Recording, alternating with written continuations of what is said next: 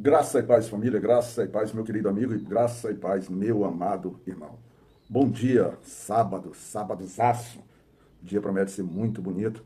Espero não só na sua beleza física, mas como na sua beleza dos seus acontecimentos, das coisas que podem, que devem acontecer durante o dia, que possam ser coisas que nos ajudem a crescer diante do Senhor, que nos motivem a buscar a sua presença, não exatamente pela dor que o dia pode trazer, mas pela alegria que ele pode trazer, pela sensibilidade, pela comunicação de a gente estar sendo cuidado, estar sendo amado por um Deus que o natural seria nos desprezar por sermos pecadores, imundos, nojentos, sujos, violentos, agressivos, mentirosos, trapaceiros. Mas tudo isso, e efetivamente, quando a gente vive dessa forma, quando estamos distantes do nosso Senhor, nosso Deus.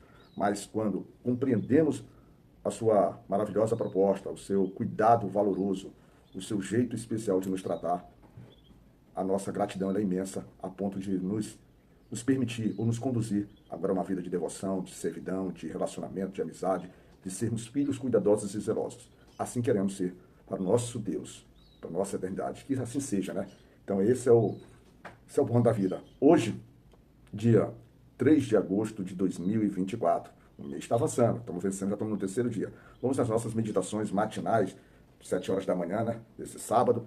Vamos meditar no livro de Deuteronômio. Deuteronômio, que maravilha.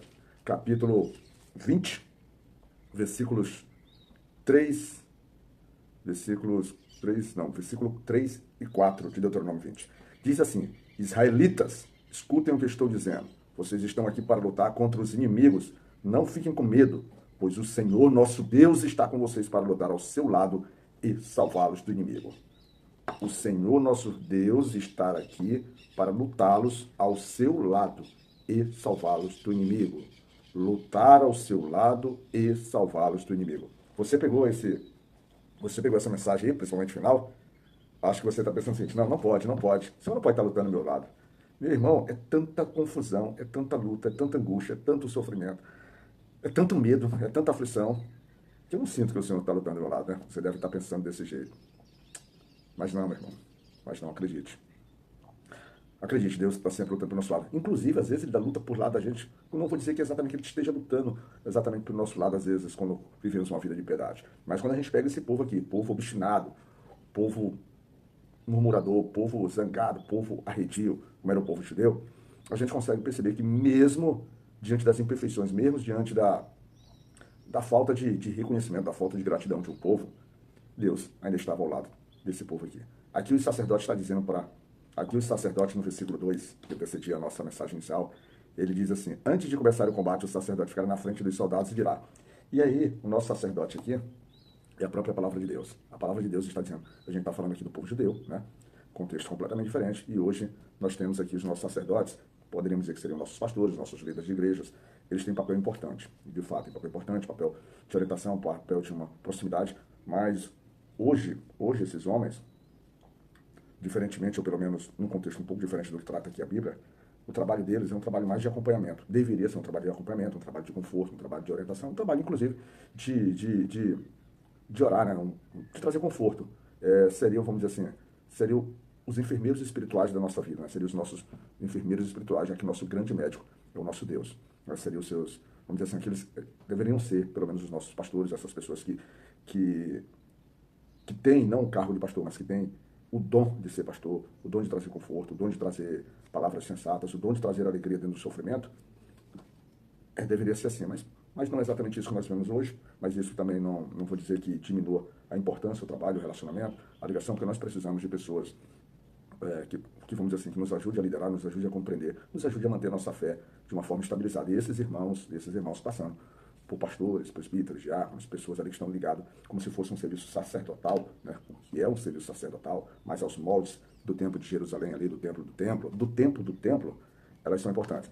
Então eles devem nos estimular a entender sobre essas questões das batalhas, porque aqui, diante das batalhas da vida, das dificuldades, das lutas, né, dos sofrimentos, e essas batalhas, e pensa numa batalha que incomoda, que destrói a gente, é a batalha interna que eu falo dentro da nossa casa, ou a própria batalha da gente como irmão, da gente, pessoas que queremos seguir o Senhor e que estamos com essa necessidade, estamos com essa vontade, mas com o pé todo tempo de cético, um pé de desconfiança, é um olhar de incredulidade, e aí as coisas não vão exatamente dessa forma.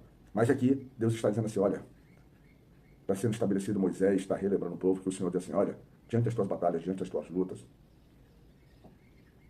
diante, diante desse processo que te amedronta, não tenha medo não. Não busca outras alternativas, não busca outros deuses, não busca outras soluções para poder resolver. Isso me lembra, por exemplo, quando eu era criança, eu tenho a minha amada irmã Rosiane, ela é a irmã mais próxima de idade, um ano mais nova do que eu. Ela teve grandes problemas ali na infância por algum problema. E que minha mãe, na época, não cristã, era procurando, por exemplo, soluções médicas, psicológicas. Pobre não tinha acesso a psicólogo. Psicólogo, pra gente, talvez a gente nem ouvisse falar nisso.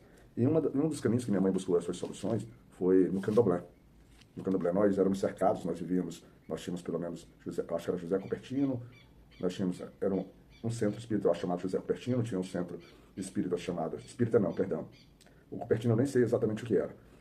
Tinha o centro de Candomblé, que era o que nós chamávamos de Ribamar Curador, e também tínhamos o Sebastião do Coroado. Tinha ali na nossa região. Aí minha mãe acabou procurando. Por quê? Porque ela não via soluções. A confiança dela, a visão dela espiritual, não necessariamente passar por isso. Mas o que trouxe realmente solução nesse sentido, foi quando a minha irmã, através do irmão do finado, que Deus o tenha, que já deve estar no Senhor, um irmão que a gente chamava de irmão, que o nome dele era José Matias Alves Costa, né? Tinha muita afeição por ele. Ele nos encaminhou, nos ensinou, eu, meu irmão Itamar, minha irmã Rosiane, a andarmos ali buscar a presença do Senhor. Era na primeira igreja batista de São Luís na época. E aí, a gente passou a ler, pelo menos dentro de casa, com a minha irmã, todos os dias aquele Salmo 91, aquele famoso Salmo da proteção, que fica empoeirado nas estantes, e aquele que se esconde na sombra, aquele Salmo 91. E a gente repetia todos os dias, e ela e minha irmã, de alguma forma, não sei se a fé dela como criança ou não, mas fez grande diferença naquele momento da nossa vida. Trouxe libertação, trouxe paz, e aqueles problemas não se fizeram mais presentes. Mas buscamos em locais diferentes. E ali teve uma confiança nesse sentido, o que traz essa mensagem. O Senhor estará conosco nas nossas batalhas. Busca o Senhor.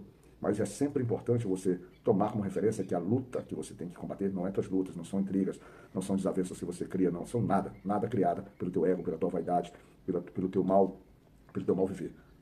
As lutas que você tem que travar são lutas dadas, são lutas, vamos dizer assim, que façam com que o evangelho cresça, que façam com que o testemunho do Senhor seja mais verdadeiro. Lute pelas coisas de Deus, avance para as promessas daquilo que Deus estabeleça. E principalmente no meio dessas lutas, a gente precisará ver que há inimigos, que na verdade nenhum inimigo deveria ser inimigos contra a gente, mas os inimigos contra a própria obra do Senhor, contra a própria fé.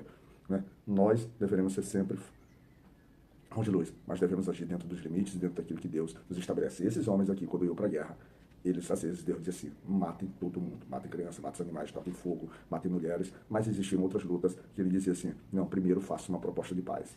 Vendo que, claramente, como eu disse lá no começo, quando essas lutas estão, por exemplo, dentro da nossa família, o ideal, primeiro, dentro daquilo que o Senhor estabelece, é estabelecermos uma proposta de paz, de conciliação, de comunicação, de trazer a palavra do Senhor, trazer os moldes, mostrar para todos dentro da casa o que o Senhor estabelece como critério, como boa, vamos dizer assim, conduta de convivência, de se apresentação diante dele, para que cada um comece a ter a sensibilidade, comece a entender e comece a também tentar viver o que é viver diante do Senhor, para que a casa possa se estabelecer em paz. Mas existem outras lutas não, que o negócio será muito mais profundo e será muito mais, vamos dizer assim, muito mais danoso o resultado. Mas qualquer que seja o resultado, dado por Deus, direcionado por Deus, é aquilo que nós deveremos perseguir. Então, não tenha medo, não se desespere, não entre em aflição, não entre em angústia.